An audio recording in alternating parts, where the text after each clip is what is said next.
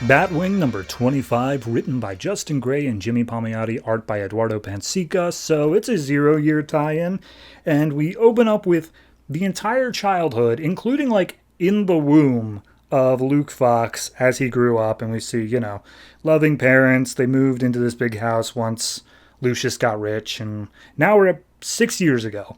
And we see Luke and a bunch of other high school kids are in this gym. They're being trained by like a former MMA guy.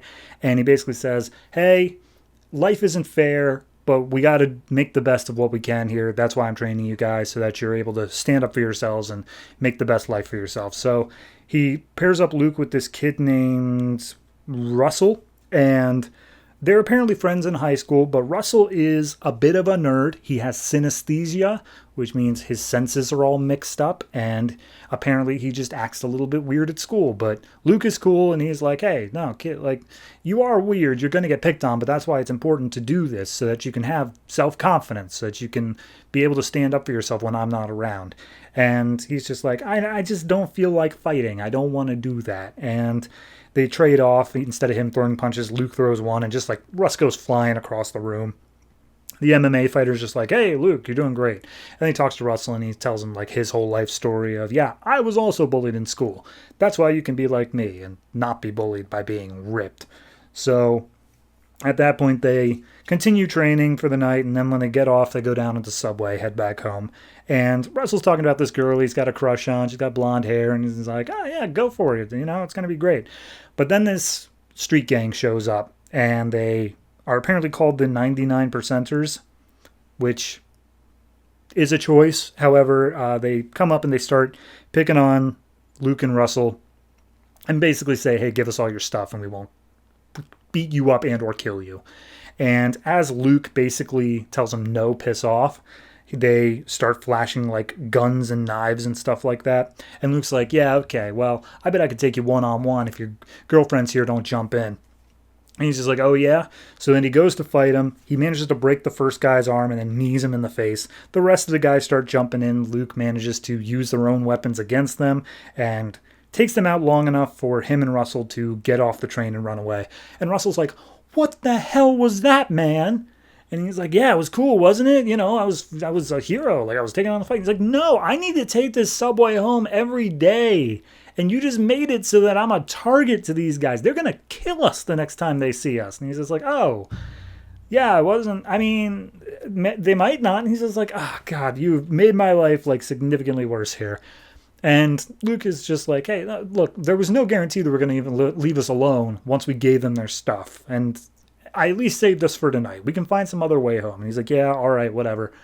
And Luke asks him, hey, please don't tell anyone about this, though. He's like, I'm not going to tell anyone. I don't want you being even more popular than you are, Mr. Beat Up a Street Gang. So we then see the next week at school for Russell.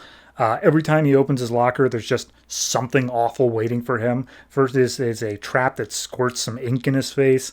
Then it's some rotten fish. Then it's a live rat. And on that day, he calls his dad and says, hey, can you pick me up? Because, like, I just can't do this right now. And his dad shoots him down, says no. Out of frustration, he throws his phone against the wall, almost hits this other guy in the head. And the guy's like, hey, weirdo, who do you think you are throwing phones at me? And he's like, get away from me. I don't want to. Just get off me. And he's just like, what? Huh? You got something to say? And then Russell turns around and without thinking just hits him in the face. To which the dude immediately beats the ever-loving crap out of him. And Russell is recorded on a bunch of his classmates' cell phones. We do see the blonde girl that he has a crush on is like caring for him and trying to be nice. So later on, we see he is, I guess, at a dorm. I guess they live in like a boarding school. And Luke comes up and says, hey, Russ, like, can we talk about what happened here? And he's not having it. He's super pissed off. He's like, yeah, no, you don't understand.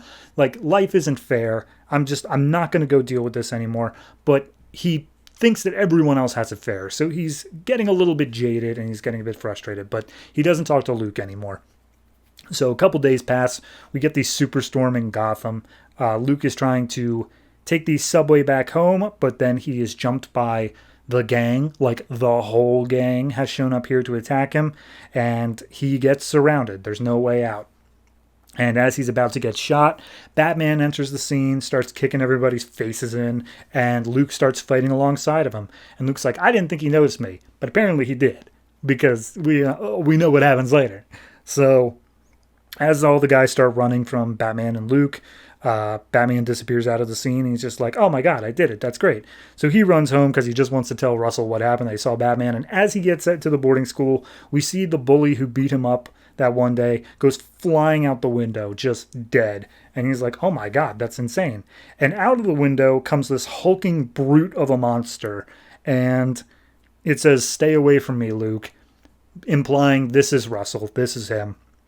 So Luke goes, he busts into Russell's room, kicks down the door. We see he's got like a murder board with all the red string and a bunch of like vials of chemicals and whatnot. And he's like, oh God, he made himself a monster. So he goes, he manages to follow Russell, gets down to him, and starts basically telling him, like, what did you do? And Russell says, there's this drug down in Mexico called snakebite, found it on the internet, did some modifications because I'm a smart kid like that, and now I've turned myself into this, and no one's ever going to bully me ever again. And he's like, okay, so what are you doing? And he's like, oh, this storm of the century's going on. I'm going to break down the levees, and they won't have time to repair them before, like, the main part of the storm comes in, and it'll flood the entire school and, like, kill all the people there, all the people who ever made fun of me. And Luke is like, I'm pretty sure that makes you the bully in this situation. Technically terrorist, but bully's what we're working with here. And he's like, no, I was the victim. This is just me making things fair again. And we bring back that point of life isn't fair. So they get into a bit of a fight. But Luke has just literally no way of fighting against Russell here. He's far too big. And then we see the police chopper arrives. And Luke's telling him, you got to surrender, dude. Like, they're going to be able to take you down. You got to surrender. And he's like, oh, no.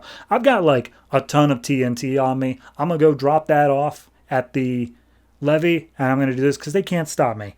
So at that point, we see him trying to press the detonator button on his phone, but his fingers are now too big. So Luke steals the detonator, runs towards the police saying, I've got the detonator. And the police, understandably, are like, he's got the detonator. And they start opening fire. Luke manages to duck out of the way, but in doing so, he sets off the bombs, and it blows up, not the levee, because it wasn't placed yet, but Russell. He just explodes out into the Gotham Harbor. He's seemingly dead. And Luke tries to explain what's going on to the cops, but they aren't having any of it, so he gets arrested. So that all happened, and then we see years have passed. We're back to modern day. Russell is now narrating, saying, it took me 6 years to put myself back together, but now I'm going to get revenge on Luke Fox. And we see him standing on a rooftop doing the thing. So, yeah. I mean, honestly, it's just a backdoor pilot to get this new villain in there, giving a little bit of backstory, saying, no, he was really there the whole time. Trust us on that. Wink. So I don't dislike it. I think it's fine for a 0-year tie-in. But if this were just like a single issue in the main story, I think that it was kind of like going back to Batman's alley again, going back to Crime Alley, the death of his parents, and being like, but there was actually this person from Bruce's childhood you didn't know about. It's only because it's Luke and we haven't done that at all that I am willing to accept this. But I fully recognize its complete hypocrisy that they can do it with this character but not other ones. All in all, I mean, it's a fine story. It's a bit on the nose with its morals. I would say it's probably it's a 6.5. It's not bad. It's just not great either. So, yeah.